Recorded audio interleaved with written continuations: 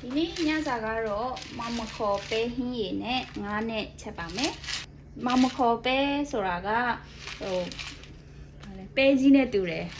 ပဲကြီးနဲ့အတူတူပဲဒါပေမဲ့ပဲကြီးကကျတော့ထွတ်ရတာတွေရေစိမ်ရတာတွေနဲ့အလုပ်ရှုပ်တယ်သူကကျတော့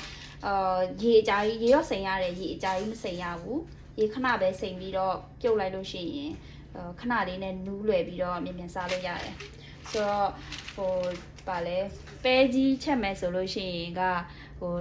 ရုံးမသွားရတဲ့နေ့တွေအဲ့လိုမျိုးတွေပဲချက်လို့အဆင်ပြေတယ်ဒီဟာကတော့ဟိုရုံးကပြန်လာလဲခဏလေးနဲ့ချက်လို့ကြက်တော့ဒီနေ့ချက်စားမှာပေါ့နော်ဟိုတခြားဆပ်လာတွေမပြင်ပြင်မှာသူ့ကိုဒီတော့ဒီခဏဆင်ထားလိုက်မယ်15မိနစ်လောက်ဆင်ရတယ်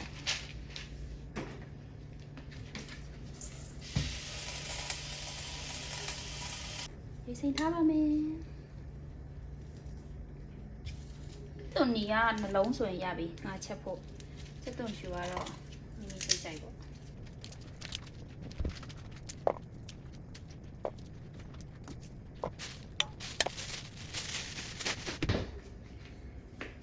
ဒီနေ့အိမ်မှာရောက်မှရောက်နေတာဆိုတော့သူကအနစ်ကြိုက်တော့ခရမ်းကျင်ဒီများများနဲ့ထည့်ပြီးတော့ချက်မယ်3လုံးလောက်တော့ထည့်လိုက်ပြီချက်တုံအဖြူနီကိုတော့မထောင်းတော့ဘူးနည်းလောက်ပဲလိုပါပြီးတော့မှဘလန်ဒါနဲ့ကြိတ်ထည့်လိုက်တော့မယ်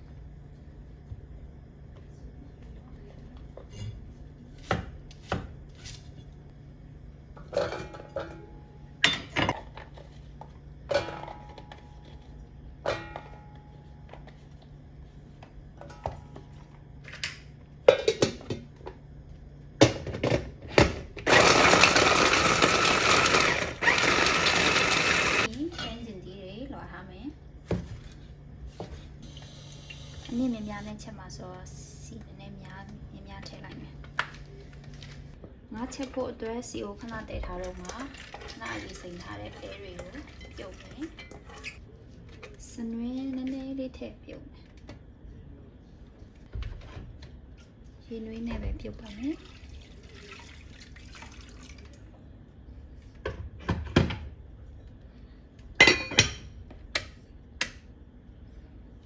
မပွက်ခင်အထိအဖုံးကိုအပြည့်အုပ်ထားမယ်ခဏနေနဲ့ပွက်လာပြီဆိုတဲ့အခါကျမှအဖုံးကိုတဝက်ပဲအုပ်မယ်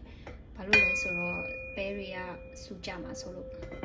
ငါအတွက်တည်ထားတဲ့စီအိုးတွေပူလာပြီဆိုလို့ရှိရင်ခဏကြိတ်ထားတဲ့ချက်တုံဖြူနဲ့ချက်တုံနီကိုစီပြမယ်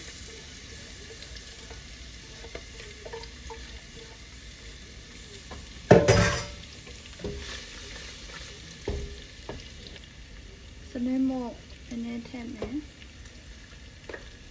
ပြီးတော့အရောင်တွေမို့နည်းနည်းထည့်မယ်ဒ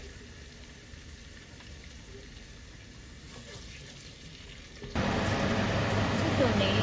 စစ်တပ်ကနည်းနည်းအရောင်ပြောင်းလာပြီဆိုရင်မပြီးထည့်မယ်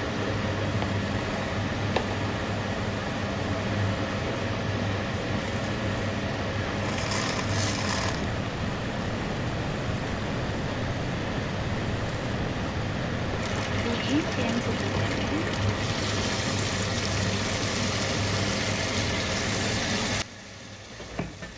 ခန်းကျင်ဒီတွေထည့်ပြီးတော့မွေးပြီးပြီဆိုလို့ရှိရင်ရေထည့်ပြီးတော့အဖုံးခဏအုပ်ထားမယ်နော်ပဲဟင်းဦးရဲထည့်မယ်စူပုတ်ရွက်တွေလည်းတင်ထားမယ်ခန်းကျင်ဒီတွေနူးပြီဆိုလို့ရှိရင်ငါးထည့်မယ်နော်ငါးကတော့စနွဲမုံနဲ့စားနဲ့ထည့်နှက်ပြီးသားပါရှင်ငါးကအကြာကြီးချက်စရာမလိုဘူးဆိုတော့ခဏမွေပြီးရင်ရေမထည့်ပဲအဖုံးအုပ်ထားလိုက်ပါမယ်15မိနစ်လောက်ခဏတည်ပြီးရင်ကြက်သားမုံနဲ့စားထည့်ပြီးဟင်းအိုးချလို့ရပါပြီ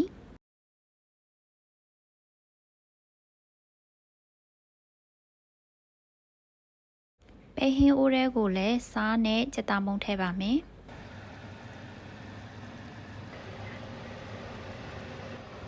စူပုတ်ကိုတော့စားမလောက်ပဲနည်းနည်းထည့်ပြီးတော့ပဲဟင်းရေလောင်ချလိုက်ပါမယ်စူပုတ်တွေတခါတည်းအကုန်လုံးထည့်လိုက်လို့ရှိရင်နောက်တစ်ခါစားဖို့ဟင်းပြန်ရွေးတဲ့အချိန်ကျစူပုတ်တွေကစိမ့်စိမ့်လေးမနေဘဲနဲ့မဲဝါမှာဆိုလိုပါရှင်အခုဆိုရင်မောင်မခေါ်ပဲဟင်းရေနဲ့ငါးချက်လေးရပါပြီရှင် ကြည့်ရှုပေးခဲ့ကြတဲ့တဦးတယောက်ချင်းစီတိုင်းကိုကျေးဇူးအများကြီးတင်ပါတယ်ရှင်။